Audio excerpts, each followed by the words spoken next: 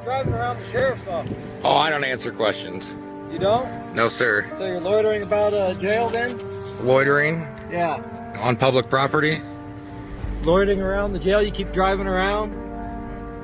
On the streets? Yeah. Following people? Driving's illegal? Who am I following people? Who am I? You tell me. I don't answer questions. Oh, you don't? No, sir. Okay, alright. Who you trying to call, bud? Rachel. What are you gonna tell her? I'm gonna say that I want to search your vehicle. I'm first gonna ask her if the things you're doing is consistent with somebody that's on probation. The things subject to search and seizure. The things I'm doing. Yes. What things would those be? Following people, continuously driving around the sheriff's office. Oh, am I? Yes. Okay. Is he subject to search and seizure? Well, since you're not working at the moment, then I'll probably just go back inside. Yeah, why don't you do that? As many of you guys know, I'm a law enforcement trainer and instructor. I train and instruct military and law enforcement all over the country on various law enforcement disciplines to include constitutional law, case law, patrol tactics, use of force, advanced criminal investigations, etc. And today you can see I'm in a hotel room. I'm teaching the advanced criminal investigation course for my state.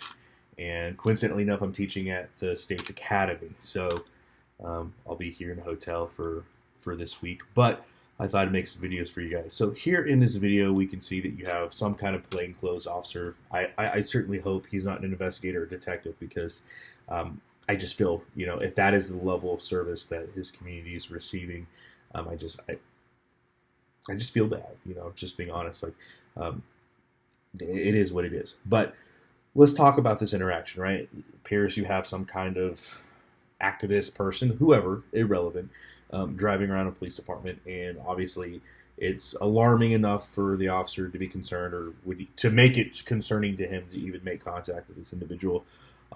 As we know, it's not a crime to drive on a public right-of-way. With that being said, goes out there, makes contact, in my opinion, kind of makes a fool of himself, and then contacts his, I imagine, district attorney, probably, or magistrate, and it's like, so is this indicative of being on probation so I can search his car?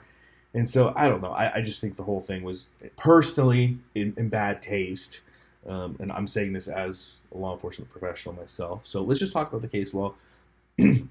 Let's knock the case law out. So for those of you that know or don't know, in order to conduct a traffic stop, you need what's called reasonable articulable suspicion.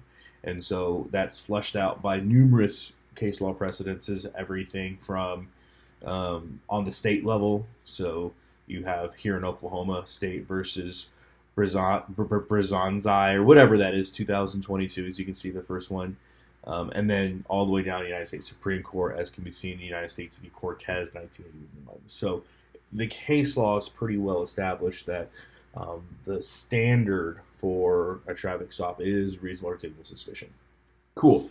The next thing that we look at is probable cause. I mean, naturally, that's the next important step here. So probable cause. What is probable cause? The way I explain probable cause, again, this comes straight from my curriculum. Probable cause exists at the moment of arrest or warrant. Law enforcement has articulable facts and observations that will lead a prudent, reasonable person to believe that a crime was in the process of being committed, had been committed, or is about to be committed. The more likely than not standard, depending on how you look at it. And then as we look at the numerous Supreme Court case precedences that flush this out, again, everything from back v. Ohio to Michigan versus DeFilippo, 1979. So again, the case law on this is pretty well established. And then let's look at searching a vehicle. So the United States Supreme Court has held emphatically without equivocation that police officers who have legitimately stopped an automobile and have probable cause to believe that contraband is concealed somewhere within the vehicle may conduct a warrantless search of the vehicle as thorough as if a magistrate could authorize by warrant. The Supreme Court has also held that immediate search on the street is permissible without a warrant. A search soon thereafter at a police station is permissible if the vehicle is impounded. Again, that's United States v. Ross, 1982. Now, the reason why we talk about this is because this is what the standard is. Like it or not, some people may like it, some people may not like it. At the end of the day, it's really irrelevant because it's what the United States Supreme Court has affirmed. And so, in my opinion, these standards are not extremely high. And so if you don't even have the reasonable articulable suspicion to stop a vehicle and, you know, compel identification from the driver, and you think you're just going to call a magistrate or DA roadside to see if you can do something, you probably shouldn't be doing it, right? You should probably regroup, learn. And again, it's really, from my perspective, it's just really sad and unfortunate, because this is a law enforcement officer that is in the field, actively in real life. Like these cops exist in real life, and this is the level of service that they give their community. And so it's just unfortunate. It's unfortunate. This case law is not difficult to understand. This case law is not hard to comprehend. And I know there's plenty of us out there that are more than willing to teach you. People just have to show up. So it is what it is. But I hope this video is helpful for you guys. I'm curious to know, what do you guys think?